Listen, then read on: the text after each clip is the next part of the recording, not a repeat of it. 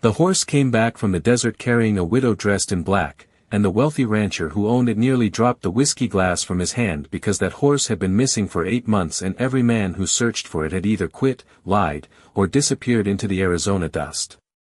The evening wind rolled across Broken Mesa Ranch in long waves of heat and dirt, rattling the loose boards on the empty stables where Elias Mercer once kept the finest horses west of Tucson.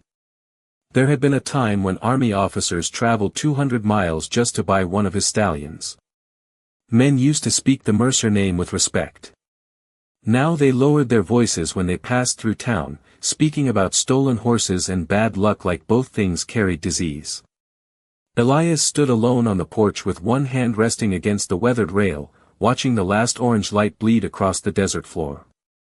He had stopped expecting miracles a long time ago. Rich men could survive losing money. They could survive drought, bad cattle, even betrayal. But there was something about losing horses that hollowed a man out differently. Especially when they were taken by someone who knew the ranch from the inside. The wind shifted. His old bloodhound lifted its head beneath the porch steps and let out a low growl that barely sounded alive. Then came the distant rhythm of hoofbeats. Slow. Uneven. Far out near the dunes, a lone rider emerged through the dust like a shadow climbing out of the earth itself. Elias narrowed his eyes. The horse beneath the rider moved with a familiar stride, smooth and proud despite the long miles. Every muscle in Elias's body tightened. No. It couldn't be. But the closer the rider came, the more impossible it became to deny. The white blaze across the horse's forehead. The dark left flank. The old scar near the saddle line from barbed wire 2 winters ago. It was Ghost. His best stallion. The horse thieves had taken him along with 36 others during the spring roundup, vanishing into the desert without leaving so much as a broken horseshoe behind. Elias had spent $12,000 hiring trackers before finally giving up. Men called him stubborn for searching so long. Truth was, he had quit long before the money ran out. The rider stopped at the gate. A woman climbed down slowly from the saddle, her black widow's dress coated in desert dust from hem to collar. She looked no older than 35, though grief had carved quiet years into her pale face. One gloved hand rested gently against the horse's neck as if calming an old friend. Elias walked down from the porch without speaking. The boards beneath his boots groaned softly in the evening silence. He stopped 6 feet away from the stallion and stared at the Mercer brand burned into the animal's side. Real. Not a dream. Not whiskey playing tricks on a lonely old rancher at sundown. Where did you find him? Elias finally asked, his voice rough from disuse more than age. The widow looked toward the desert behind her. Endless miles of red dust stretched beneath the dying light like a sea that swallowed secrets whole. Then she answered in a voice so quiet it almost disappeared into the wind. I didn't find him, Mr. Mercer. He brought me home. The widow refused to step inside the house even after the desert temperature dropped below 50 degrees and the night wind began slipping through the cottonwoods like cold smoke. She stood beside the stallion with both gloved hands folded near her waist while Ghost lowered his head into the water trough as if he had never spent a single day away from the ranch. Elias Mercer watched in silence from the porch steps, unable to pull his eyes away from the horse. 8 months. 8 long months of dust storms, dead trails, and empty promises from trackers who took his money and returned with nothing except excuses. Yet here stood the finest stallion he had ever raised, drinking calmly beneath the same lantern light that used to shine across 37 horses before thieves stripped the stables nearly bare one spring night. The widow finally looked toward him. You still keep the lanterns lit, she said softly. Elias let out a dry laugh that carried no humor at all. Old habits survive longer than hope. The woman nodded like someone who understood that better than most people ever could. Somewhere out beyond the dark. Past your fence, coyotes cried across the desert floor. The sound rolled low beneath the stars. Elias studied the woman more carefully now. Her black dress had been mended by hand near the sleeves. Dust covered the hem almost to her knees. Not poor exactly, but worn down by distance and weather in the kind of way money could not fix. "You said the horse brought you here," Elias said. "That sounds like something a preacher says before asking for donations." A faint smile touched her face for the first time. "Small. Tired. Gone almost immediately. My husband used to say horses remember decent men longer than people do." At the mention of a husband, Elias noticed the silver wedding band hanging from a thin chain around her neck instead of resting on her finger. Widow indeed. Ghost suddenly lifted his head from the trough and walked toward the stable without command. Elias frowned. The horse moved straight toward the far stall at the end of the barn. Stall number 7. The one nobody used anymore. The one Elias never allowed anyone to touch. Even his ranch hands avoided it. Ghost stopped there and nudged the old wooden gate gently with his nose. Once. Twice. Then he let out a low breath that echoed through the empty stable like memory itself. Elias felt something tighten painfully in his chest. That stall had belonged to Rhett Mercer before he vanished. His younger brother always kept Ghost there because he claimed the horse slept better beside the east wall where the sunrise hit first every morning. Elias had not stepped into that stall in months. The widow noticed the look on his face. "He remembers," she whispered. Elias turned sharply toward her. "You keep speaking like you knew this place."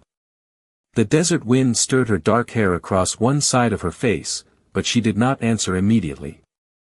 Instead she reached into the saddlebag hanging beneath the worn leather saddle and slowly pulled out a folded cloth bundle tied with faded string. Her hands hesitated before offering it to him. Elias took it carefully. The fabric felt stiff with old dust. Heavy too. When he untied the string and unfolded the cloth beneath the lantern light, his breath stopped cold. Inside rested a rusted harmonica and a sheriff badge tarnished nearly black with age. Both carried the same engraved initials. R.M. And for the first time in 8 months, Elias Mercer began to wonder if his brother had never betrayed him at all. Elias Mercer did not sleep that night. The harmonica sat on the kitchen table beside the tarnished sheriff badge while the oil lamp burned low enough to fill the room with the smell of smoke and hot brass. Outside, the desert wind pressed softly against the windows of the old ranch house, carrying dust across the porch in thin whispers. The widow sat near the stove without touching the coffee he poured for her. Ghost remained in stall number 7, quiet and still, as though the horse understood something the humans had not yet found words for. Elias leaned back in his chair and stared at the initials carved into the badge again. R.M. Rhett Mercer had worn that badge for less than a year before vanishing with the stolen horses. Back then, people said Rhett had always been too restless for ranch life. Too charming. Too reckless with cards and promises. When the horses disappeared, the town decided the younger Mercer brother had finally chosen easy money over family. Even Elias had believed it. Or maybe believing it had simply hurt less than wondering where his brother went. "You knew him longer than one night," Elias finally said. Clara Whitmore lowered her eyes toward the untouched coffee cup in her hands. "Long enough to know he was not the man people claimed." Elias let the silence stretch. He had learned years ago that silence forced truth out of people better than shouting ever could. The widow glanced toward the dark kitchen window where only shadows looked back at them. "I live near Black Sand Wash," she said quietly. "About 30 miles south of here. Most people avoid the place because the wells dry up every summer and the wind sounds strange through the canyon rocks." Elias knew the area. Empty country. Hard country. The kind of place people disappeared in without leaving tracks. "You live there alone?" Clara nodded once. "Since my husband passed 3 winters ago." Elias noticed the way she said it. Calm. Practiced.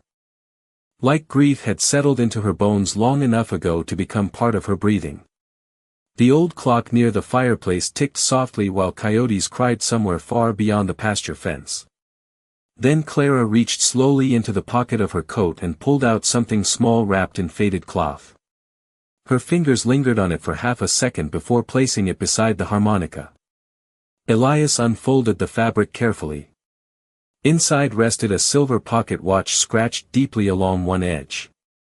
The moment he saw it, his chest tightened. Their father had given that watch to Rhett on his 21st birthday. Elias still remembered the joke Rhett made that day. Said a man carrying a silver watch looked respectable even if he was not. Elias picked it up slowly. The hands on the watch had stopped permanently at 3:17. "Where did you get this?" he asked. Clara looked toward the floorboards. "He left it behind." Elias stood from the table so suddenly the chair legs scraped hard across the wood floor. "Left it where?" Clara flinched at the sharpness in his voice but did not look away this time. "At the cabin." Elias stared at her. "What cabin?" The widow hesitated long enough for the lamp flame to flicker between them. Then she answered with the kind of quiet that made the room feel colder. "The one hidden in the desert where your brother spent his last weeks alive." The clock stopped meaning anything after those words. Elias could hear only the wind outside and the slow pounding of blood behind his ears. Because for 8 months he had buried his brother in his mind as a traitor. And now a widow from the desert sat across from him speaking about Rhett Mercer like a man who died protecting something worth more than horses.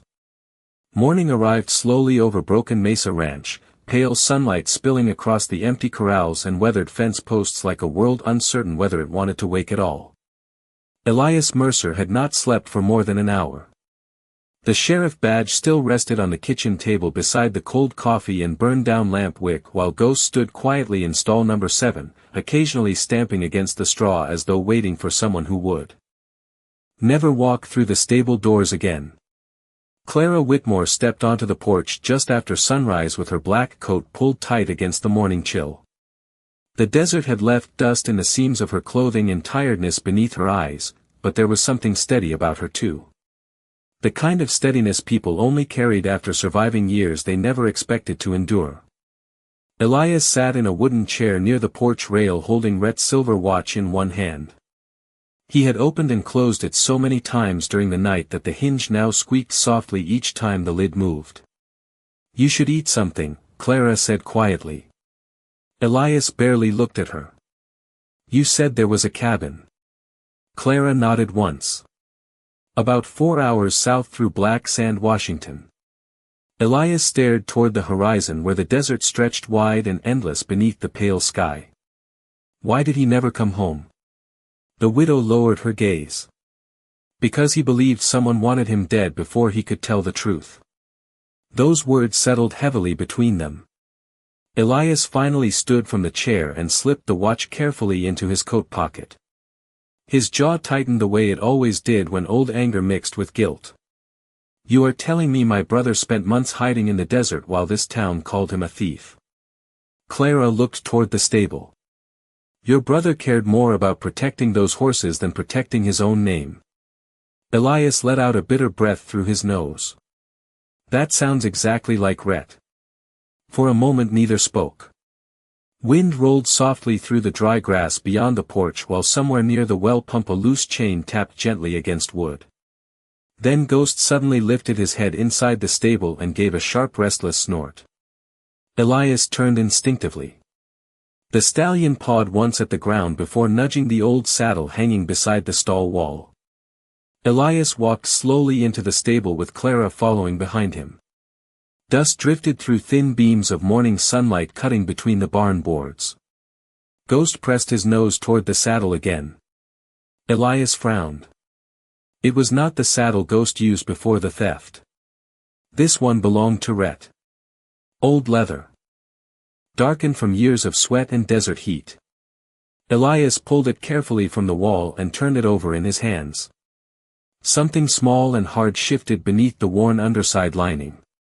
Clara stepped closer. "What is it?" Elias slid his fingers beneath the cracked leather seam and felt folded paper hidden deep inside the saddle padding. His pulse slowed strangely. Quietly. Dangerously. He removed the papers one by one beneath the dusty morning light. Bills of sale. Horse transport records. Payment ledgers. Names. Dates. And at the bottom of the stack rested a signed agreement carrying the seal of the Tucson Army Supply Office. Elias stared at the final signature until the blood drained from his face. Because the name written there did not belong to a horse thief. It belonged to Judge Walter Hayden, the most respected man in the territory. Clara saw the expression change in Elias's eyes immediately. "What is wrong?" Elias looked toward her slowly. "These horses were never stolen for money." His voice dropped almost to a whisper. "Somebody powerful wanted them gone before the army inspection next spring." Outside the stable, the wind moved across the desert again. But this time it sounded less like weather and more like warning. By noon the desert heat had climbed past 90 degrees, turning the air above black sand wash into trembling waves that blurred the horizon like smoke drifting over hot iron.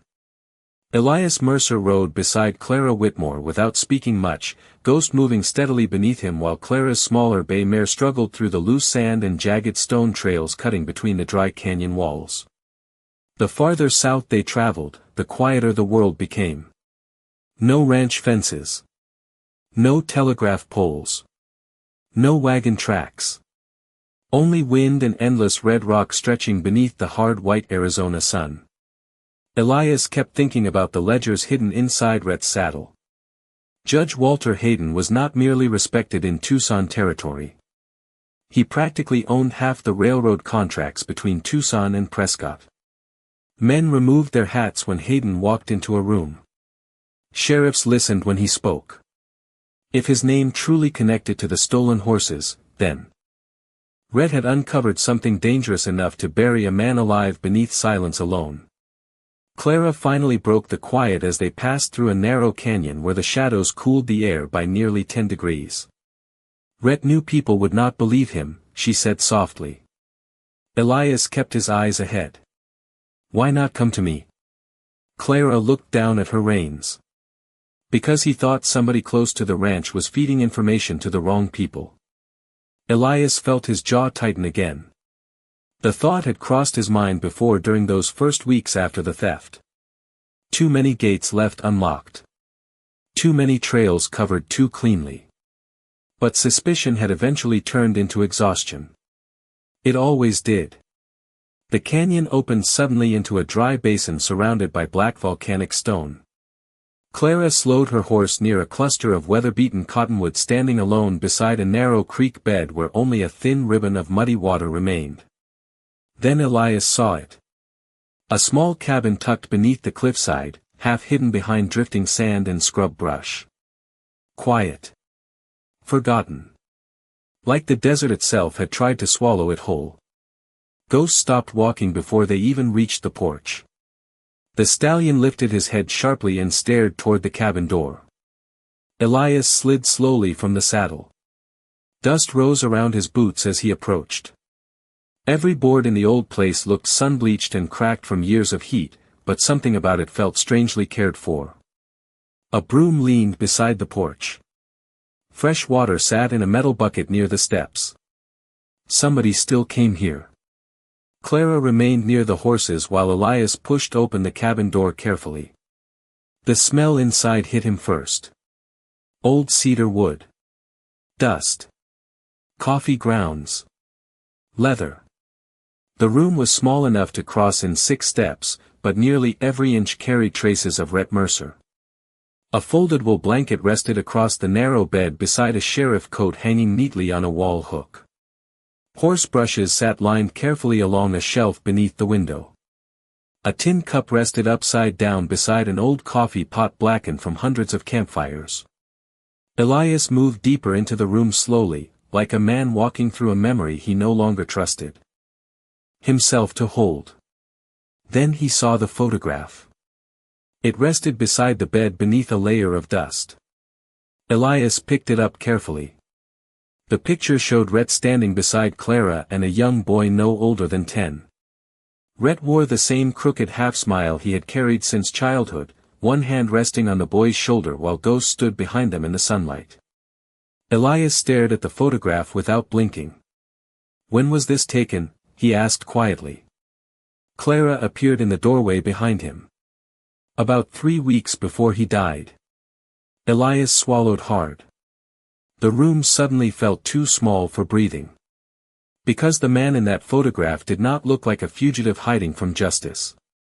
He looked like someone who had finally found peace.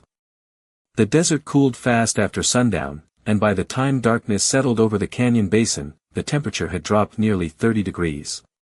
Elias Mercer sat outside the cabin beside a small fire built from dry mesquite branches while Ghost rested nearby beneath the cottonwoods, his dark shape barely visible against the silver moonlight.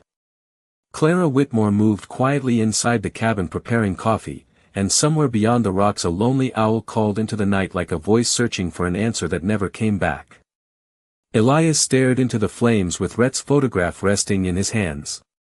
He could not stop looking at the expression on his brother's face. Peaceful. Calm. Like a man who had escaped something heavier than fear itself. That troubled Elias more than anything. Rhett Mercer had never looked peaceful back at the ranch. Restless, yes. Smiling, always. But never peaceful. Clara stepped outside carrying 2 tin cups of coffee. The firelight flickered softly across her tired face as she handed 1 cup to Elias and sat across from him near the edge of the flames. For a long while neither spoke. The crackling fire filled the silence between them while desert wind moved gently through the cottonwood leaves overhead. Finally Elias asked the question that had been sitting inside his chest all day. How did he die? Clara lowered her eyes toward the fire. Her fingers tightened slightly around the warm tin cup. The fever took him slowly, she said quietly. Started after he crossed the canyon during a sandstorm trying to move the horses farther north. Elias looked away toward the darkness. Rhett had always pushed himself too hard whenever someone else depended on him. Even as a boy he would ride through freezing rain to search for missing calves rather than wait for morning. Why stay here? Elias asked. Why hide instead of coming home? Clara took a slow breath before answering. Because he discovered the horses were only part of the plan. Elias looked back at her sharply. Clara reached into the pocket of her coat and removed a folded letter worn soft along the edges from being handled too many times. He wrote this 3 days before he passed. Elias accepted the letter carefully. The handwriting hit him immediately. Messy. Slanted. Unmistakably Rhett. The paper trembled faintly in Elias's rough hands as he unfolded it near the firelight. Brother, if this reaches you, then Clara finally decided you deserved the truth more than my silence. The horses were taken because somebody wanted the army contracts destroyed before spring. Judge Hayden and his railroad partners planned to replace your stock with sick horses bought cheap from New Mexico. Once the inspections failed, they intended to seize the ranch through debt claims and railroad taxes. I could not let them bury father's land that way. Elias stopped reading for a moment. The fire popped softly beside him. Somewhere out near the canyon ridge, Ghost lifted his head suddenly as if sensing the shift in the night air. Elias continued reading. I tried bringing proof back once. Men followed me before I reached Tucson. That is when I understood somebody inside town was watching every move we made. Do not blame Clara for hiding me. She saved my life more than once out here. Elias lowered the letter slowly. His throat felt dry from more than desert dust now. All these months he had cursed Rhett's name in silence while the man had nearly died protecting the family ranch. Clara stared quietly into the flames. He spoke about you often, she whispered. Usually after sunset when the fever got worse. Elias swallowed hard. What did he say?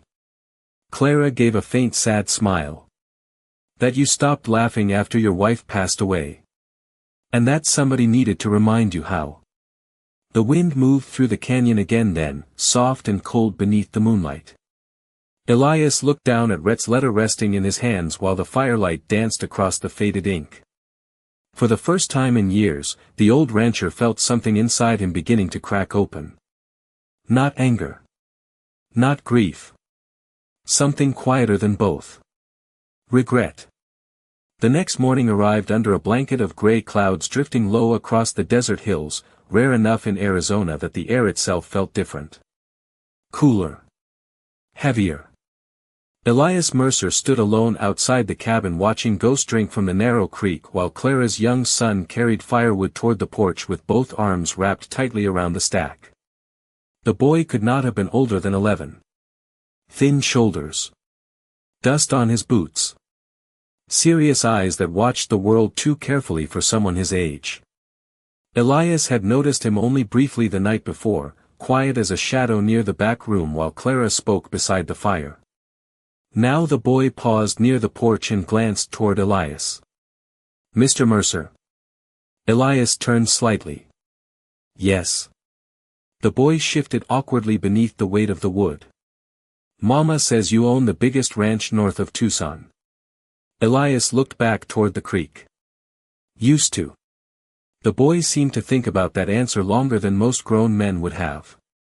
Then he asked softly, "Is it true my mama saved your brother's life?" Elias felt the question settle inside him strangely. Not sharp like guilt anymore. Something quieter. He nodded once. "Looks that way." The boy lowered the wood beside the porch and brushed dust from his hands. "He saved ours too." Elias looked at him fully then. The child stared toward the canyon walls instead of meeting his eyes. "After my father passed, some men came around trying to buy this land cheap. Said a widow and a kid could not survive out here alone." The boy kicked lightly at the dirt. "Rhett stayed after he got sick. Fixed the roof. Taught me how to ride. Told mama nobody gets to scare decent people off their own land." Elias swallowed. Slowly. That sounded exactly like Rhett. Always stepping into problems that were never his responsibility simply because nobody else would. Clara stepped outside carrying a folded blanket over one arm. The morning wind moved softly through her dark hair as she glanced between Elias and her son. "Thomas," she said gently, "go check the horses near the south ridge." The boy nodded and hurried off toward the creek. Clara watched him disappear behind the cottonwoods before turning back toward Elias. "Rhett made him laugh again," she said quietly.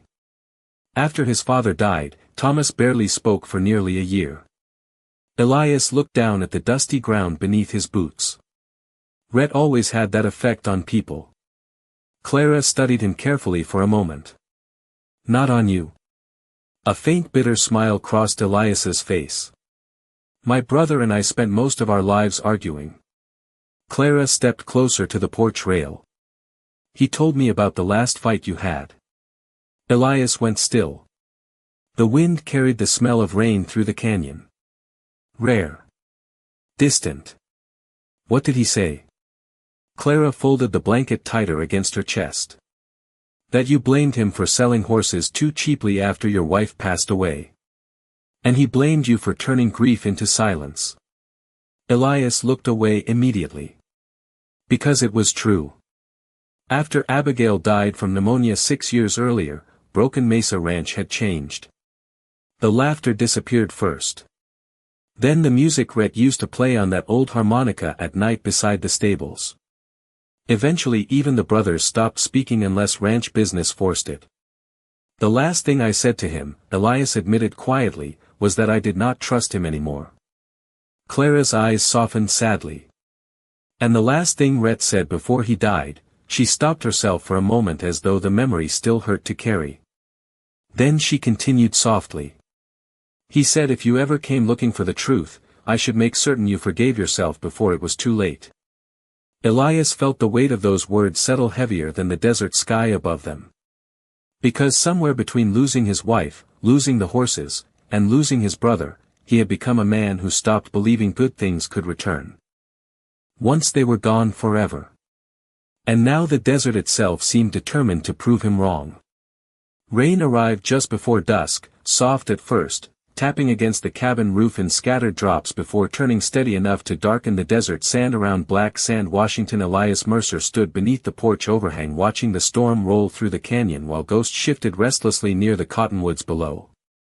Arizona storms rarely lasted long, but when they came, the entire desert seemed to hold its breath. Clara lit 2 oil lamps inside the cabin while Thomas sat near the fireplace carving shapes into a scrap piece of cedar wood Rhett had once left behind. The smell of rain and wet dust drifted through the open doorway, carrying with it memories Elias could not seem to outrun anymore. He had spent years believing grief hardened men into something stronger.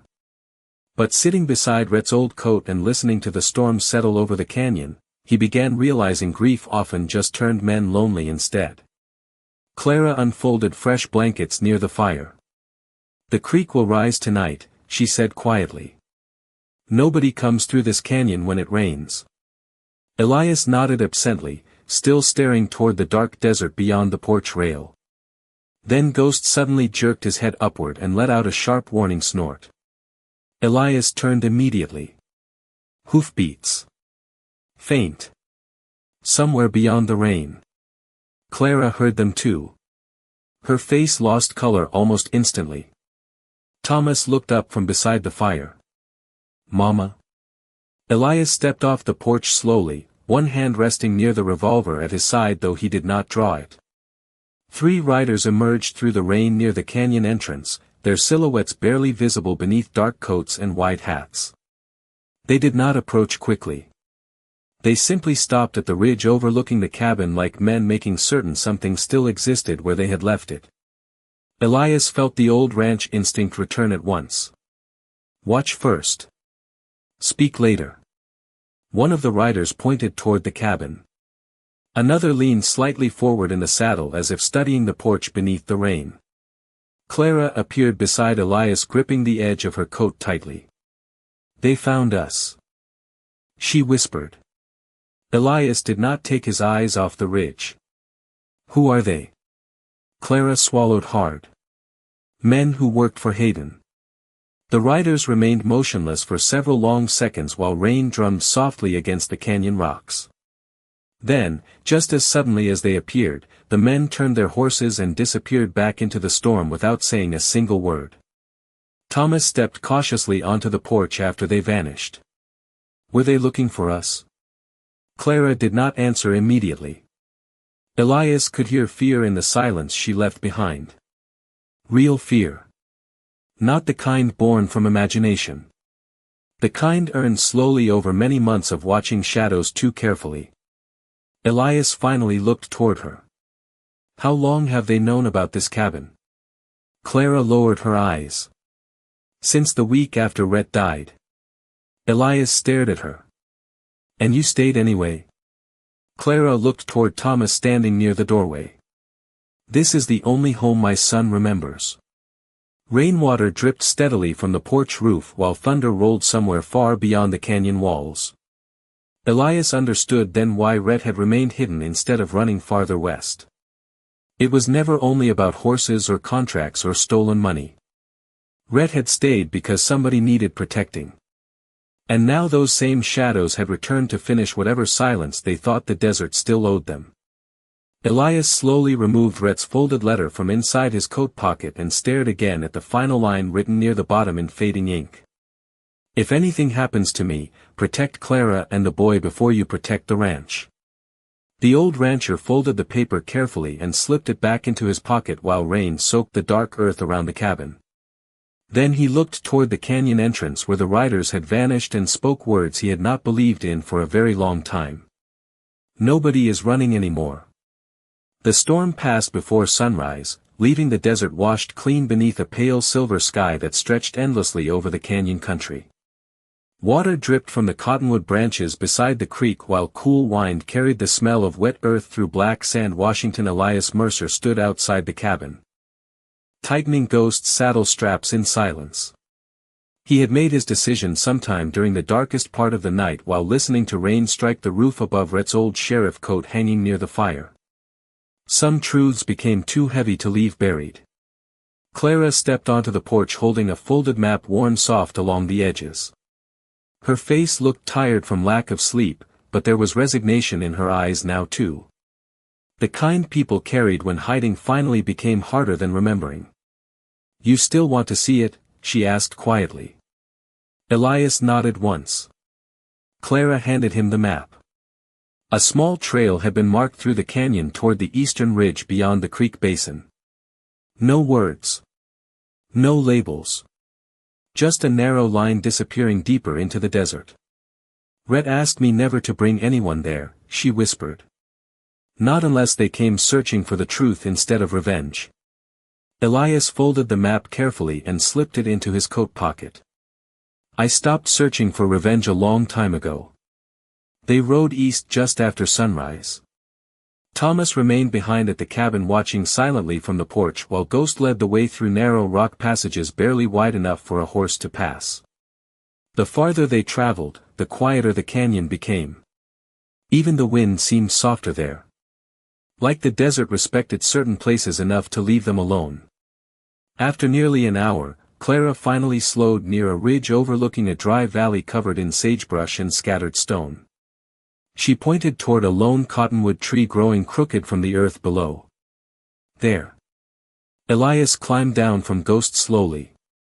His boots pressed into damp sand as he walked toward the tree beneath the gray morning light. At first he saw nothing except desert stone and drifting grass. Then he noticed the wooden marker. Small. Weathered. Half buried by sand. No name carved into it. No dates. Just silence standing beneath a lonely tree. Elias stopped walking. Clara remained behind him, giving the grief room to breathe. The old rancher stared at the grave while wind moved softly across the valley floor. 8 months. 8 months believing his brother abandoned the family name for money. 8 months. Cursing a dead man who had spent his final days protecting people instead of himself. Elias lowered himself slowly onto one knee beside the grave.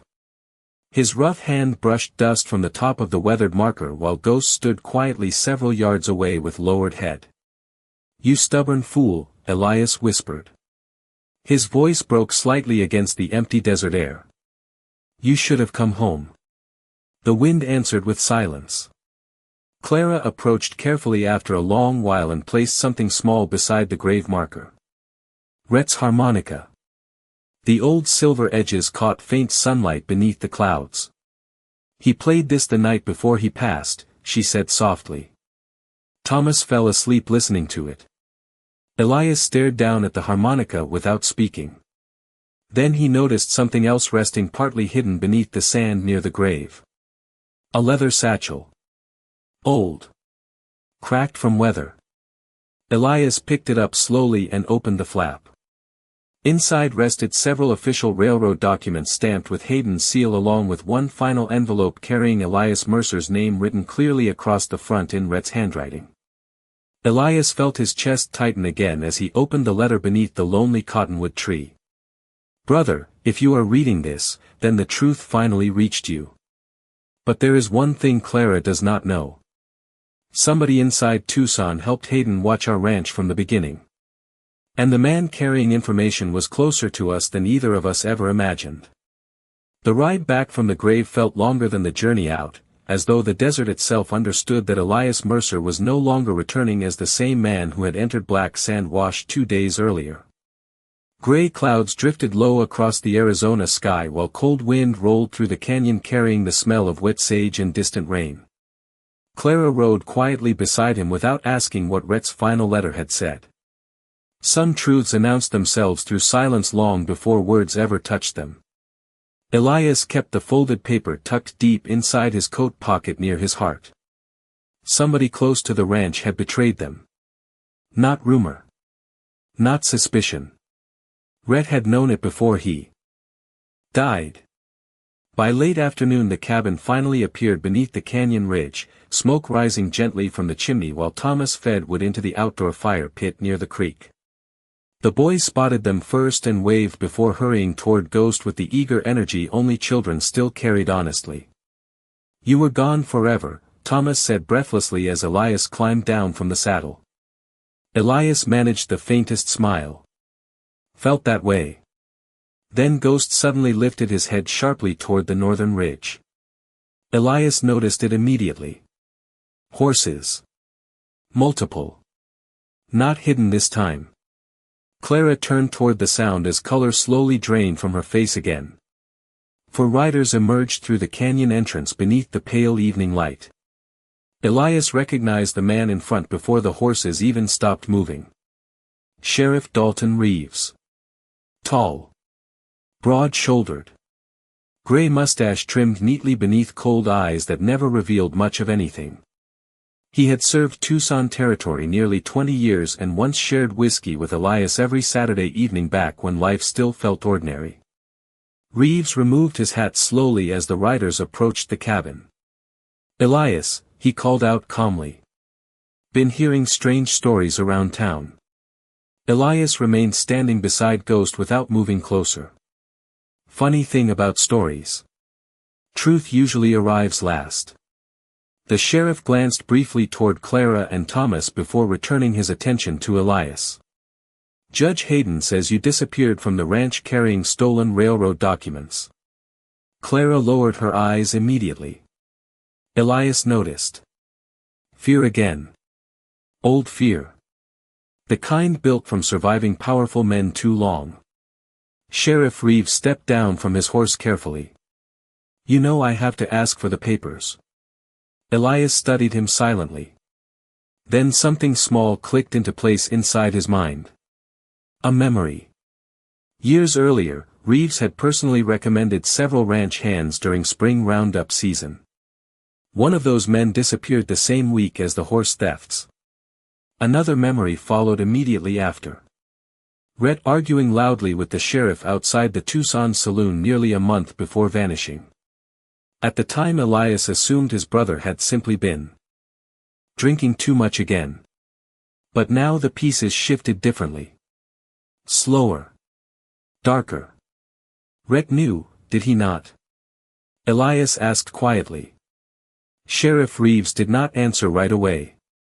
Wind moved through the canyon grass while the other riders remained perfectly still behind him. Finally Reeves sighed heavily and looked toward the desert horizon instead of meeting Elias's eyes. "Your brother should have walked away from it," he said softly. Elias felt something cold settle deep in his chest. Not rage. Disappointment. The kind that arrived when betrayal wore a familiar face. Thomas stepped backward toward Clara while Ghost stamped uneasily against the damp ground. Reeves looked back at Elias again. "Hayden controls the railroad taxes now. The army contracts too. Men like us survive by understanding which fights cannot be won." Elias stared at the sheriff for several long seconds beneath the fading light. Then he slowly reached into his coat pocket. The riders behind Reeves tensed immediately. But Elias only removed Rhett's sheriff badge and held it silently in his weathered hand. Rainwater stains still marked the old silver edges. "My brother died believing the law still meant something," Elias said quietly. Reeves lowered his eyes toward the badge. For the first time since arriving, shame crossed the sheriff's face. Small. Quick. Gone almost immediately.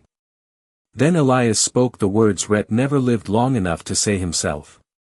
"And that is exactly why you were afraid of him." No one moved for several seconds after Elias Mercer spoke those words. The canyon fell silent except for wind brushing through wet cottonwood leaves and the distant creak of saddle leather shifting beneath restless horses. Sheriff Dalton Reeves stood facing the old rancher with raindark and dust still clinging to his boots while the riders behind him avoided looking directly at either man. Clara held Thomas close beside the porch steps, her face pale beneath the fading evening light. Elias could see it now.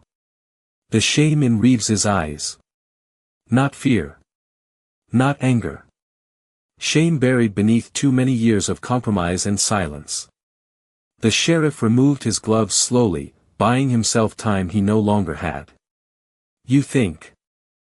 This is simple," Reeves said quietly. "You think good men and bad men wear different hats out here. Elias slipped Rhett's sheriff badge back into his coat pocket. No. I think tired men convince themselves corruption is survival. Reeves let out a low breath through his nose. For a moment he looked older than Elias remembered. Smaller somehow too. The railroad owns half this territory now, the sheriff said. Hayden merely learned how to profit from what was already happening. Elias stepped closer beneath the gray evening sky. And my brother refused to help bury innocent people under it. Reeves looked away toward the canyon ridge where storm clouds drifted low against the mountains. Your brother made everything harder. Elias nodded slowly. That sounds like Rhett. One of the riders behind the sheriff shifted nervously in his saddle. Sheriff, the man muttered quietly, we should finish this and head back before dark. Reeves ignored him. His tired eyes remained fixed on Elias instead. Then, after a long silence, the sheriff reached slowly into his coat and removed a folded document stamped with the Tucson Territory seal. Hayden signed foreclosure orders yesterday morning, he said. Broken Mesa Ranch transfers to railroad ownership in 6 days unless debts are repaid. Clara inhaled sharply behind them. Elias accepted the paper without reacting outwardly, though his fingers tightened slightly against the edge. Foreclosure. After 30 years building the ranch with his father and brother, men sitting safely behind polished desks intended to erase the Mercer name with ink and signatures. Reeves lowered his voice. That is why Hayden wants those documents returned before anybody sees them. Elias looked down briefly at the foreclosure notice before folding it calmly and slipping it into his coat beside Rhett's final letter. And if I refuse? The sheriff met his eyes again. Then Hayden sends men less patient than me. Wind rolled softly through the canyon while evening shadows stretched longer across the wet earth. Finally Elias looked toward Clara and Thomas standing near the porch. Then back toward Reeves. Rhett stayed hidden because he thought. Protecting people mattered more than protecting land, Elias said quietly. I understand that now. Reeves studied him carefully. So what are you planning to do? Elias glanced toward Ghost standing beneath the cottonwoods with ears lifted toward the northern ridge. The stallion looked ready to run despite the long miles already behind him. Ready for home. Tomorrow morning, Elias said softly, I ride back to Tucson. Clara stepped forward immediately. Elias, no. He turned toward her. Running did not save Rhett. Pain crossed her face at those words, but she could not deny them. Elias looked back toward the sheriff. You once told me a lawman's job was protecting people too stubborn to protect themselves. Reeves gave the faintest sad smile. That was before politics bought the courthouse. Elias nodded once. Then maybe it is time somebody reminded this territory what decent men are supposed to stand for. Darkness settled slowly across Black Sand Wash after that. The riders eventually turned their horses toward Tucson without another word while Sheriff Reeves lingered several moments longer beneath the fading sky. Before leaving, he looked once more at Elias Mercer and spoke almost too quietly for anyone else to hear. Your brother would have been proud you finally came looking for the truth. Then the sheriff rode away into the gathering night, leaving the canyon wrapped in silence and the old rancher standing beside the family he had not expected the desert to give back to him. The ride into Tucson began before sunrise beneath a cold blue sky streaked with fading storm clouds drifting east over the mountains. Elias Mercer rode at the front with Ghost moving steady beneath him while Clara and Thomas followed several yards behind in silence. The desert looked different to Elias now. Not softer. Not kinder. Just honest in a way people rarely were. Rocks remained rocks. Storms came and passed. But men could spend years hiding behind polished words while quietly selling away pieces of another man's life. By mid-morning the railroad tracks appeared along the northern ridge outside town, steel lines cutting across the Arizona earth like scars that would never heal properly. Elias slowed Ghost near the overlook above Tucson. Smoke rose from chimneys below while wagons rolled through muddy streets still wet from yesterday's rain. Sheriff Reeves had been right about one thing. The railroad already owned half the territory. Bank signs. Freight yards.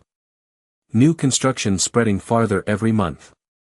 The Old West was disappearing beneath contracts and taxes instead of dust and cattle. Clara stopped beside Elias and looked down toward town.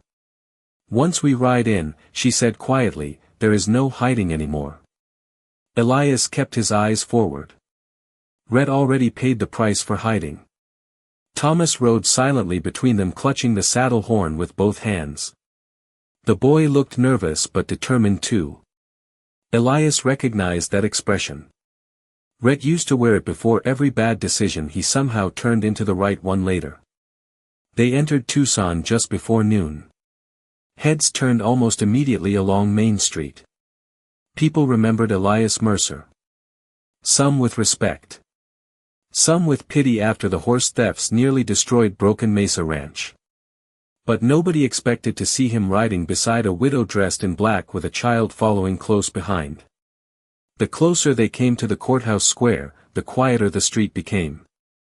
Elias dismounted outside the Tucson Territory Hall where Judge Walter Hayden held railroad meetings every Thursday afternoon.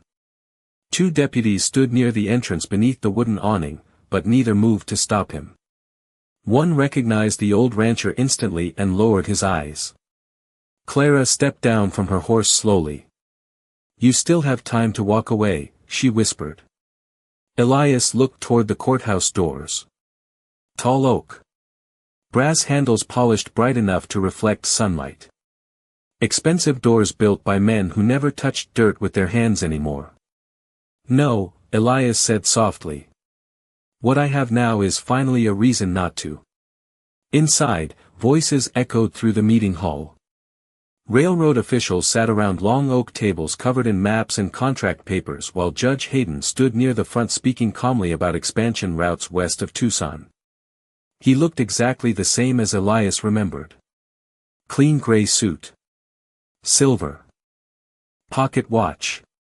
Hair combed perfectly into place. The kind of man who appeared respectable before saying a single word. Hayden stopped speaking the moment Elias entered the hall carrying Rhett's old leather satchel beneath one arm. Silence spread slowly across the room.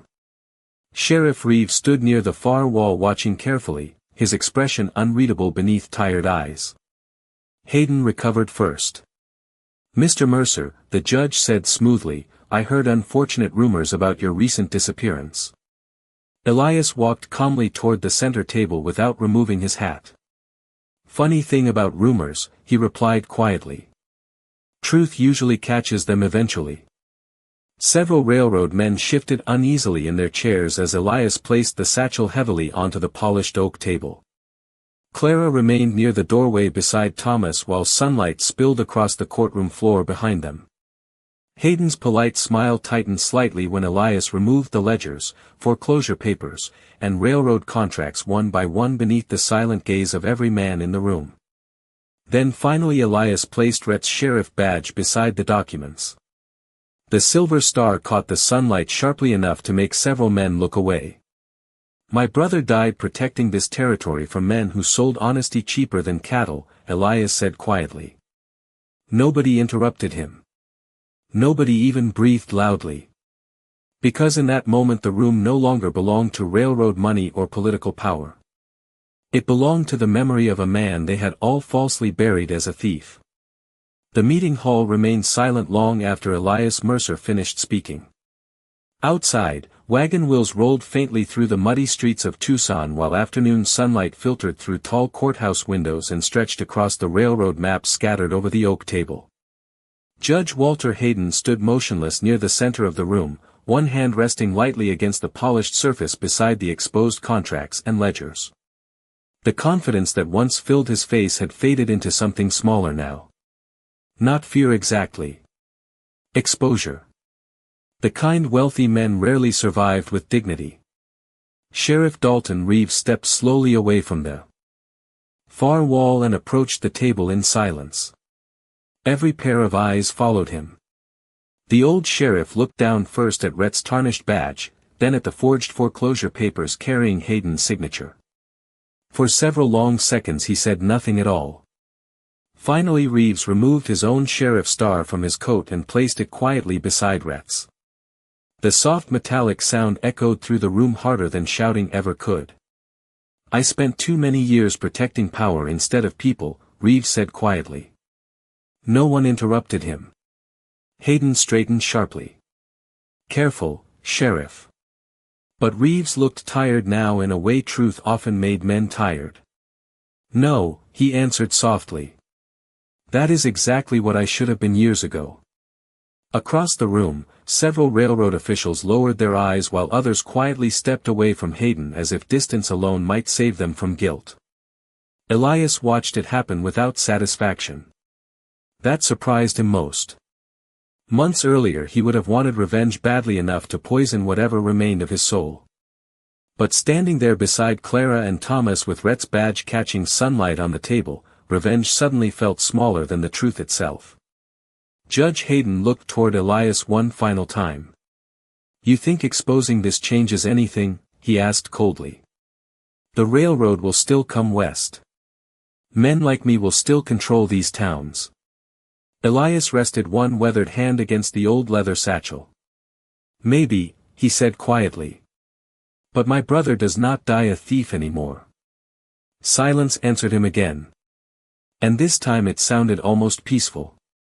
3 weeks later the foreclosure orders against Broken Mesa Ranch quietly disappeared from the county office records. Hayden resigned from the railroad board before winter arrived and left Tucson Territory soon after under the weight of investigations nobody could fully silence anymore. Sheriff Reeves kept his badge, though people noticed he carried himself differently after that day. Slower. Humbler somehow. Like a man finally learning the cost of looking away. As for Elias Mercer, the old rancher returned home beneath the wide Arizona sky with Clara and Thomas riding beside him. Through the desert trails Rhett once crossed alone. Winter settled softly across the territory that year. Cold mornings painted frost along the fence posts at Broken Mesa Ranch while smoke drifted steadily from the chimney again for the first time in many years. Thomas filled the empty stables with laughter that echoed against old wood beams where silence used to live. Clara planted flowers beside the porch despite insisting desert soil would never allow them to grow properly. Somehow they bloomed anyway. And every Sunday morning before sunrise, Elias rode ghost south through black sand wash carrying fresh coffee and a clean blanket beneath his saddle. He always stopped beneath the lonely cottonwood tree where Rhett rested quietly beneath the desert earth. Sometimes Clara stood beside him there without speaking.